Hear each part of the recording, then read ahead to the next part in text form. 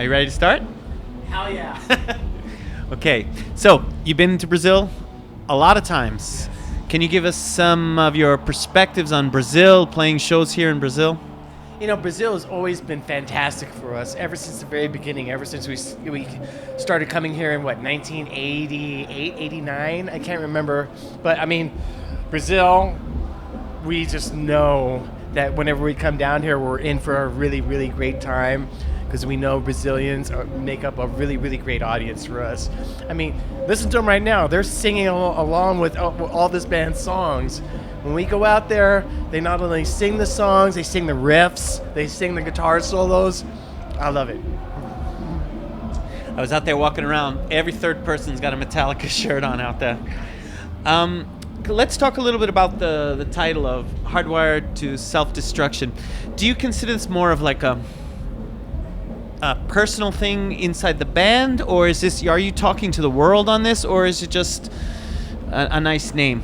It's just, Hardwired to Self-Destruct. It's one of those kind of like analogous sort of titles where you can apply it to just about anything, and we like stuff like that. We don't like to be too literal when we start naming stuff or giving stuff titles. We like to give it a title that's open to some sort of interpretation or open to some sort of like, or actually could lead to some sort of like maybe self-meaning or whatever, self-discovery, whatever. But, mostly we like it when people can just reinterpret it in their own fashion and according to their own perspective. I'm American, and I've been living here in Brazil for a while, and I'm wondering, what do you think? Is America going to be changing now that Trump is president? Do you think we're going to see like a difference? Well, it's going to be a very interesting 4 years. But everyone has to remember, it's just going to be 4 years. It's highly unlikely that it's going to be 8. I'm not a prophet, but that's what I think. But, I think we're going to be in for a pretty interesting ride, and we'll see what happens at the end. Let's talk, if you want, for a little bit about how things have changed since you guys came in, and now it's been years and years later, tons of success. You've kind of done everything you've wanted to do. How has things changed for you personally or the band? Well, it's amazing because you can look at it a couple of different ways. You can see yourself, in the center of it, and see all this stuff kind of swirling around you, or you can kind of like put your perspective kind of like away from it, from the outside looking in, and it depends on what perspective I choose in whatever given day. But I just have to say that I'm extremely grateful for everything that's happened to me and to the band. We've had a lot of ups and downs. We've weathered through a lot of hardships, but at the end of the day, we've always been very motivated and very determined to come back together and make music. And it's something that's just kind of written into our DNA.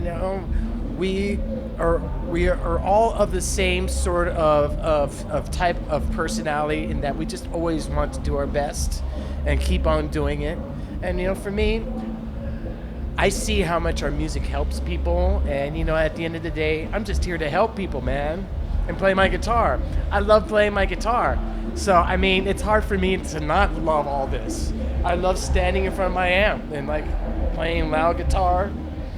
I love it when I can see how my playing music really transforms people in a positive way. And so I feel so grateful to be able to be in a situation like that. To me, I'm like the luckiest guy in the world, along with these other 3 guys. We're the fucking luckiest guys in the fucking world. And like I said, it's just like, I don't take it for granted at all. I wake up every morning, I check in with myself. I'm still the person I want to be, and I'm still the person that I'm working on, to be something else, and I'm just happy that we're just in a very, very blessed spot. I like that idea of the person you want to be and the person you're working on. What advice would you give a new guy out there in a band hasn't yet really been discovered? After all your success, all your experience, what advice would you give this band? Well, it's important to be original and have something different to offer. It's really important to be able to come up with something that's interesting and stands out. There's a lot of bands out there. There's a lot of music out there. I'll go out on a limb. A lot of it sounds similar.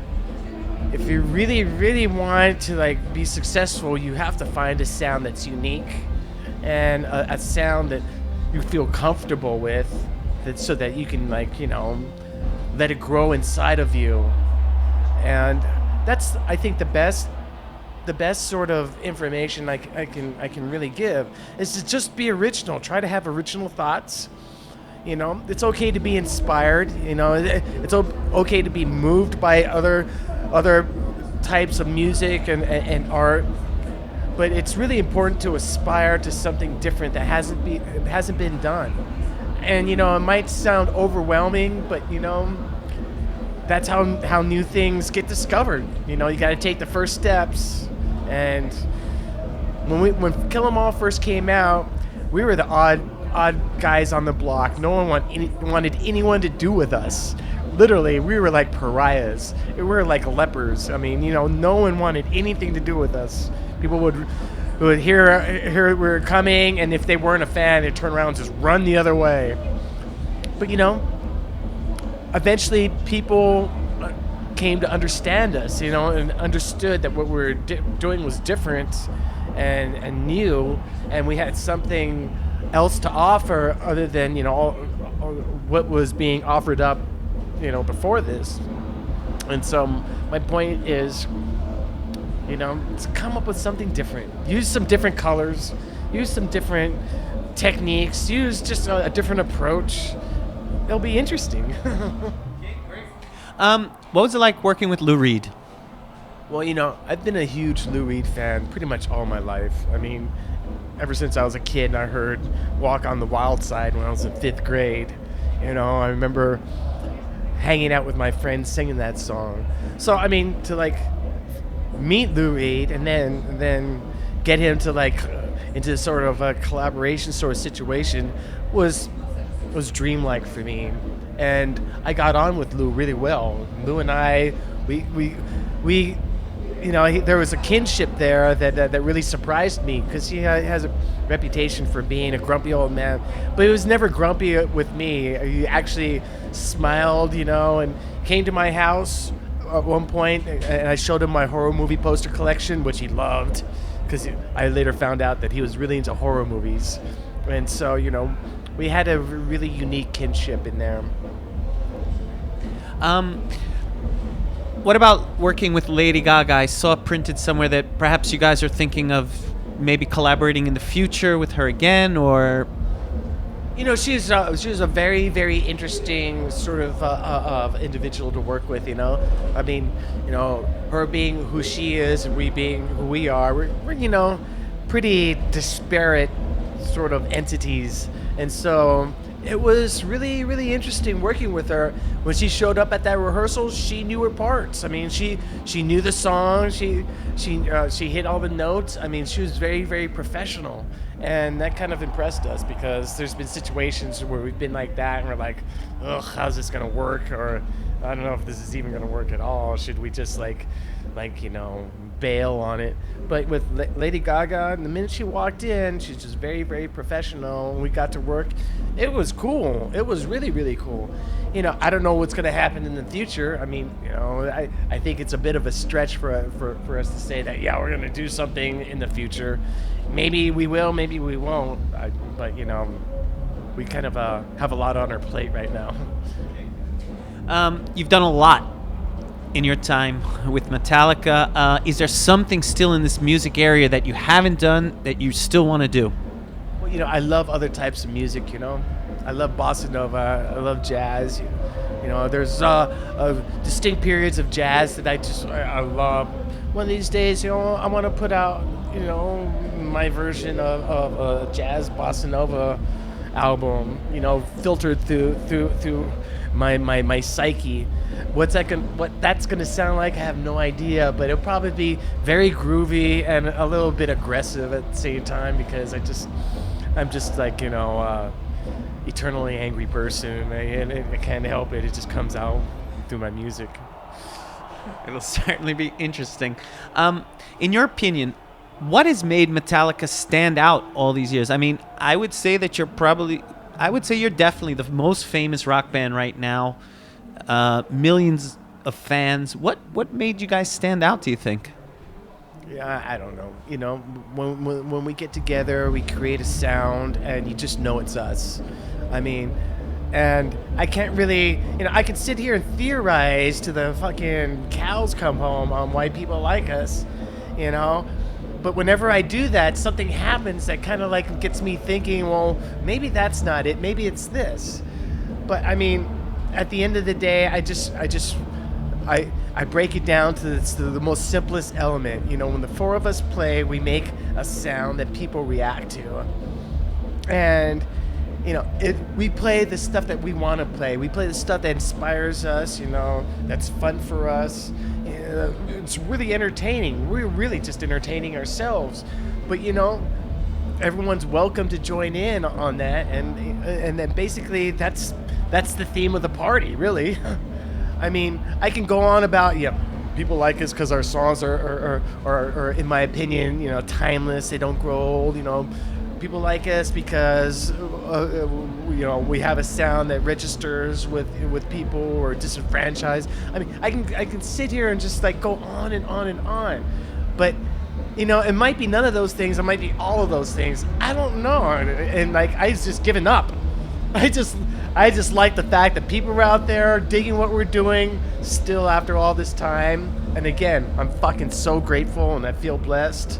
And, I always, above all, I feel it's my duty to just grow as a musician so that I can continue doing what is the most important thing to me, which is being the best musician I can for all the people who want to hear our music.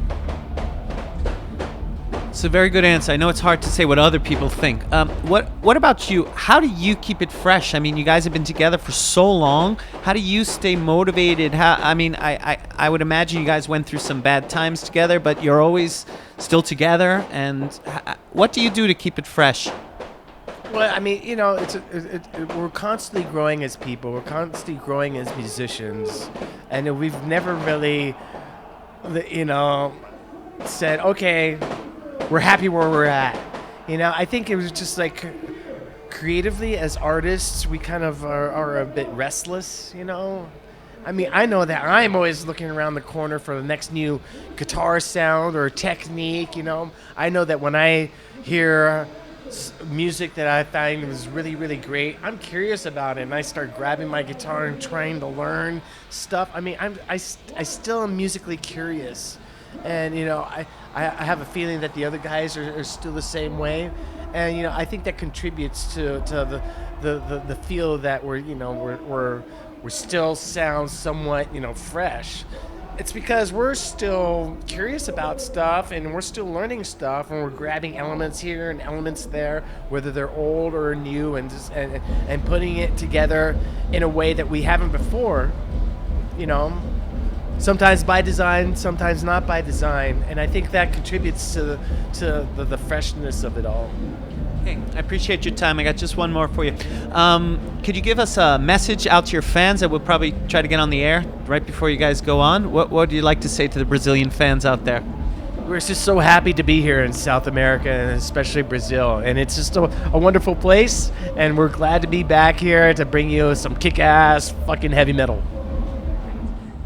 Hi, Brazil. I'm Kirk Hammett, yes, from Metallica, and you are listening to 89 Novi, the Radio Rock. Viva o Rock!